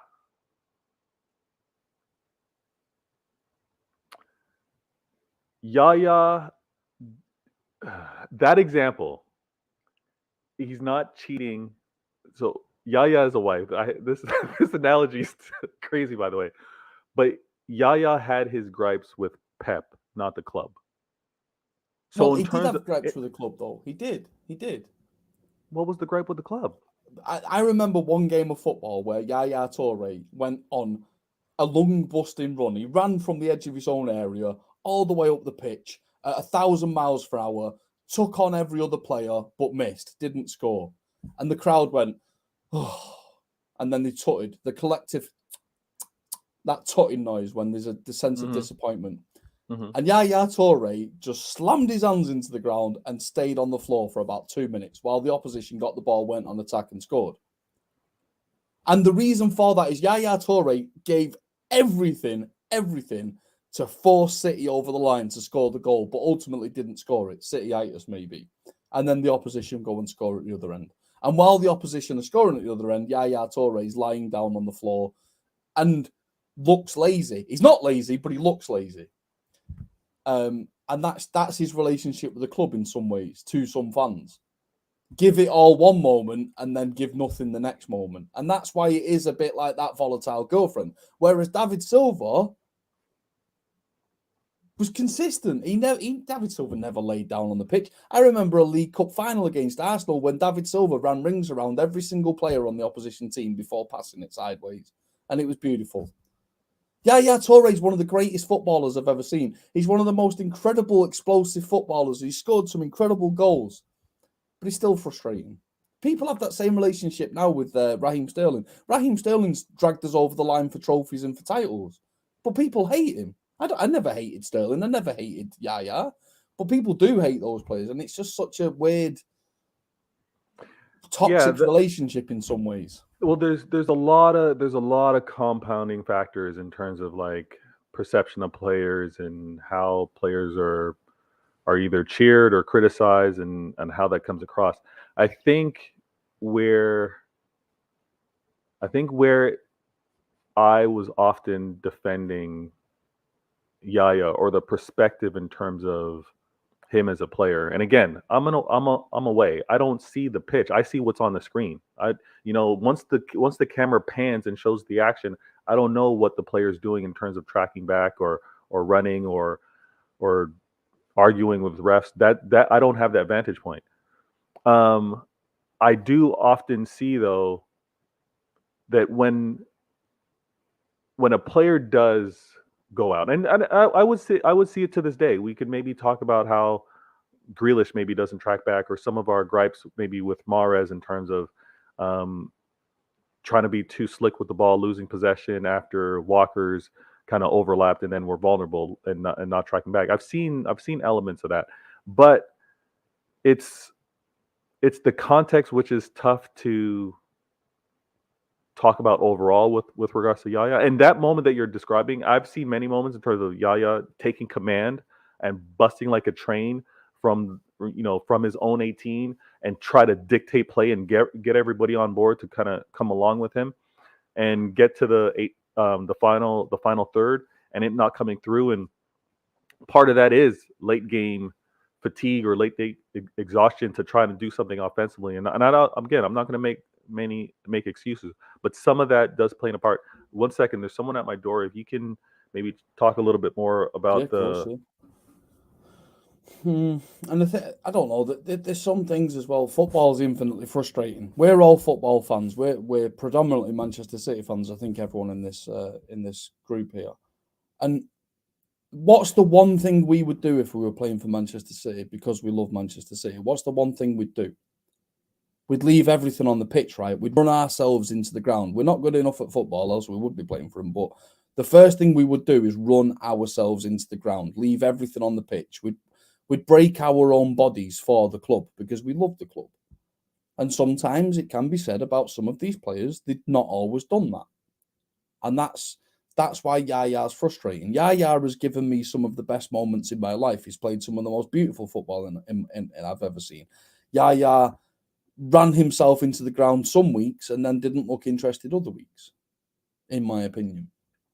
And that's frustrating because you as a fan would never do that. The first thing you would do as a fan if you were playing for the club is run yourself into the ground, die for the club on the pitch.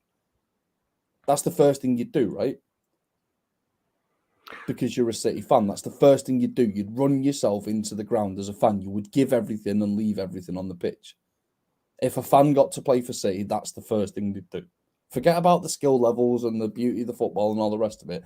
The first thing you do is run yourself into the ground.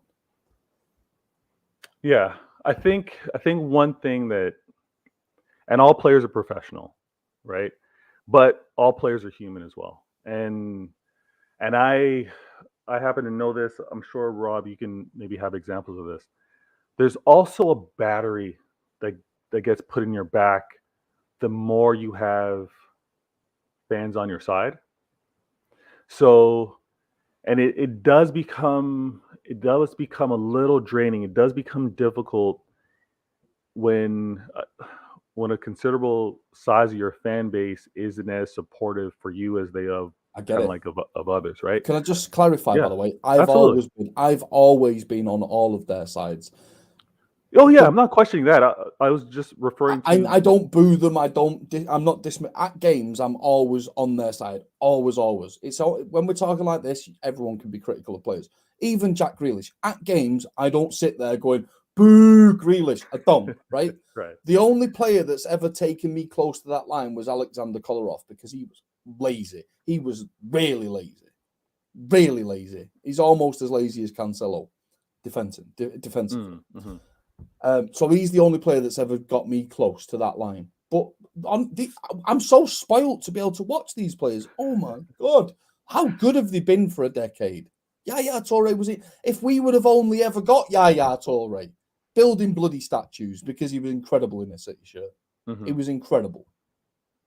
I respect that. And the point of view, guys and girls, we're just getting things off our chest. This, like I said, this all-time EPL midfielder conversation, even with regards to critiquing our own players, it's not something that I routinely do. But I did want to bring this up because of like some of that odd feedback that I'd gotten recently. I want to say thank you to everyone within the comments.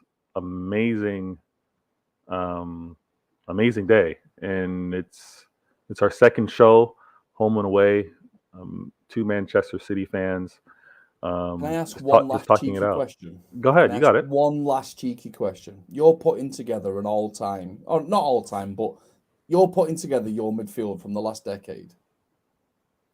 For Manchester City or for the EPL? For City, just specifically. Pick any. Okay. We'll play 4-3-3. So you've got 3 midfielders to play with. Okay. Go on. Who are those 3 midfielders? Who's missing out and who's getting in? So I'll make it even easier for you. The DM, the defensive midfielder, is Fernandinho without a shadow of a doubt.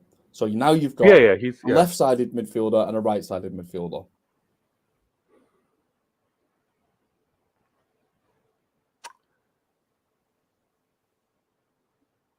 I'm not.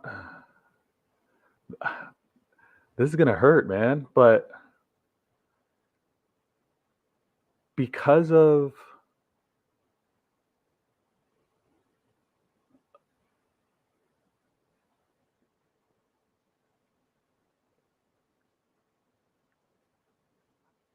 I would have to.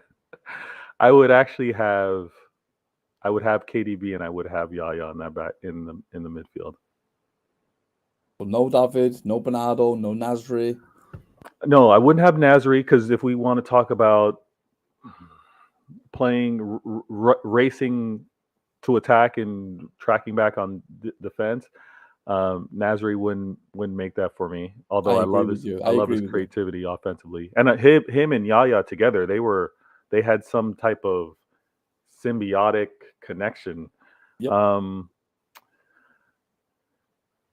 But you've left David Silva out there. Now Chris in the comments has put Dino, KDB, Silva, which means you've both left Gundogan out, who Gundogan arguably at points has been better than both of them. Same with Bernardo Silva. He's the engine. No, but you asked all time. Yeah, I did ask all time, but that's the point. There's debate there to be had, right? There's debate there to be had.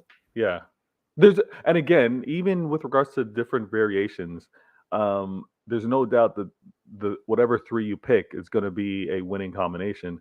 I I kind of and I have actually we haven't talked about this, but it's I think moving forward when the season's kind of wrapped up and then there's a little bit of the speculation on who might be coming to the club or what do we need to push forward. And again, true Manchester City way, no expectations, just a what if, a wish list type thing, right? Not that any of it would be expected, but there's a level of midfield physicality that I kind of miss, and it's if you want to think of it as kind of like a plan B to how we play.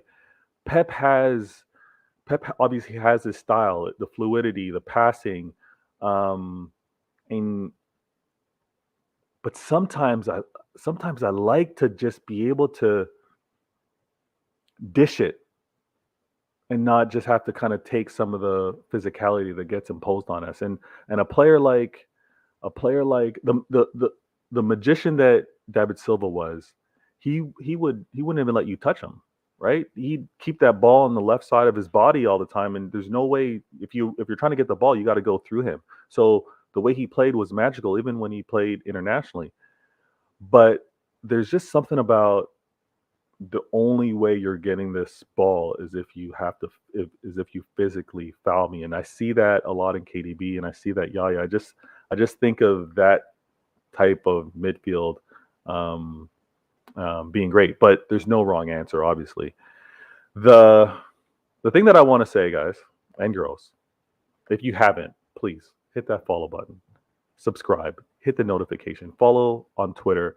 This is a humble channel in early beginnings. I'm trying to build the subscribers. I haven't hit the century mark.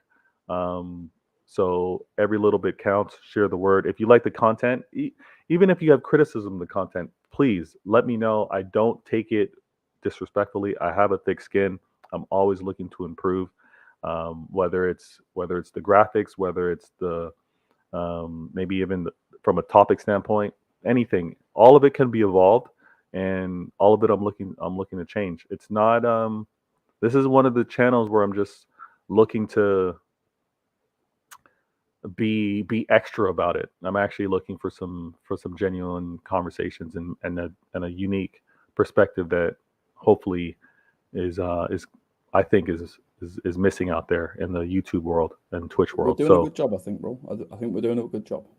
thank you. Thanks you. And if you aren't, follow Mancunian Way and make sure you're subscribed. Tune in. I think the next game we play is it Saturday? Sunday, Sunday. We play on Sunday. So subscribe to the FA Cup channel. final Saturday. Oh, that's right. That's right. Ooh, ooh. You know what? Speaking of that, this was this was incredibly funny, and I think Martin mentioned it on yesterday's show. There were so many Liverpool fans like changing their social profiles or display pics to show that they're representing Wolves. And I tweeted like, is the analogy of that similar to a Liverpool fan wearing another club's jersey? Like, I know it's all digital, but you would never go so far to wear another club's jersey, would you? It depends on which way the wind's blowing, mate. Put me in a West Ham shirt, put me in an Everton shirt, anything, yeah, for charity. For charity, I hear you. I don't even wear City shirts, mate. If I'm honest, I've not bought a City shirt for about 20 years, Paul. Well, wearing retro is not bad. Can you still fit in it, do you think? I'm too fat for that now, mate. Nah, yeah. I've still got all my old shirts and I do wear them, yeah. But I don't know. Talking about football shirts, would I wear another club shirt for what? For do you mean for like by proxy, in like a theoretical way? Who am I going to be supporting on Saturday, sort of way? No, like so Liverpool fans in an effort to maybe like get some positive vibes or encourage Wolves to get a result against us, were changing their Twitter profile pics, and I was equating that to like Liverpool fans putting on a Wolves shirt to be like, oh, let me try to get some energy to them so that they can maybe force a draw or force a loss while they play Manchester City today. Two contrasting statements. Okay. Alex Ferguson said, and he's quite right, whoever wins the Premier League after 38 games is always worthy winners. You can have debates about individual games. You can talk about refereeing decisions. You can talk about if only we would have scored an extra goal in this game or whatever. Ultimately, over the course of a 38-game season, the champion is worthy. Okay? I would be hypercritical if I said that I haven't wanted Liverpool to lose games. Of course. I want opposition to do Liverpool over in certain games. But to rely on other teams to do you a favour taints the championship a little bit. If you have to rely on other teams getting results against your main rivals and you're really like putting eggs into that basket and changing your badge up or pulling on the shirt, whatever, taints it. Do you not think it taints it a little bit? I do. We win championships because we're good enough to win championships on our own merit. I don't think in any of our title wins in the last decade have we had to rely on someone else. No. We've done it on our own merit. Even in 2011, 2012, where it came to goal difference, that goal difference was on our merit. Mm-hmm. So if that's what Liverpool fans feel the need to do, that's why they're Liverpool fans. Facts. Viewers, we close out every show. Fan requested. I love the tradition. It's the VatorgamesTV shoe cam. I need to change the title because this is obviously not Why Always Me. That's a different show. This is Home and Away. So I'm going to make sure I update that. But you know what the cam's all about. So take a look. If you happen to know what these are, hit me up in the comments. If you don't, you can ask. We'll let you know. But there's a little trick. There's a trick answer to these.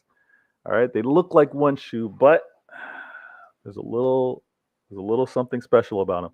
So I hope you like the content. These shoes in particular, I do like, although they do have a speck of red in it. Unfortunately, they have a speck of red in it, but they're loved anyways. Viewers, Home and Away. Special guest Rob, co-host Rob. We got another show in the books. Thank you for participating. An amazing 2 hours. It flew by.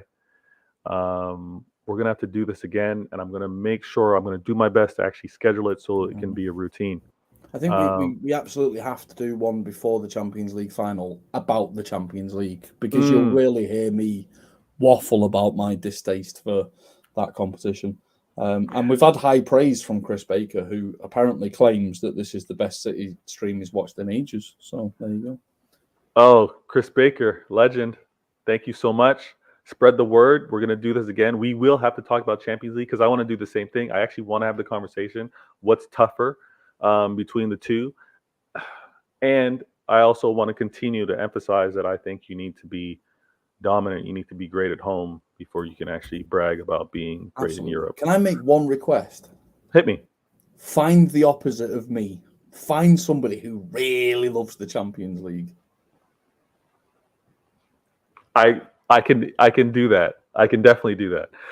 And you know what? I'll go so far as to, no disrespect, because you've self-labeled yourself a dinosaur. I will find the Champions League spokesperson as well as the quote-unquote, what would be the opposite of a dinosaur? A newborn baby. That's right, a newborn. So I'll get that on the show. I think it would be an amazing content and conversation. But guys, all good things come to an end. This show has come to an end, but it will be back next week. Thank you for the love and support. I'm Vader Games. Rob, Home and Away, episode 2 in the books. Thanks for tuning in. We are out. Thank you for having me. Thanks for being here, man.